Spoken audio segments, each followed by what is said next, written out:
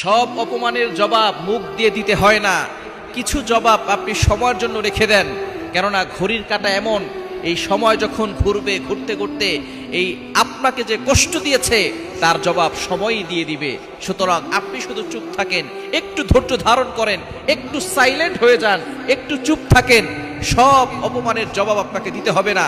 যারা আপনাকে কষ্ট দিয়েছে, আপনার মনে আঘাত দিয়েছে, আপনার পক্ষ হয়ে আল্লাহ তাআলা তার বিচার করবেন, দুনিয়াতেও শাস্তি দিবেন, আখিরাতেও শাস্তি দিবেন।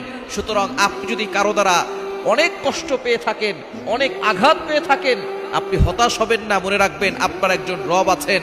আপনি যে কষ্ট পেয়েছেন সেটা আপনি ভুলে গেলেও আপনার রব কিন্তু কখনো ভুলবেন না। যে আপনাকে কষ্ট দিয়েছে তাকে দুনিয়াতেও শাস্তি দিবেন, আখিরাতেও শাস্তি দিবেন।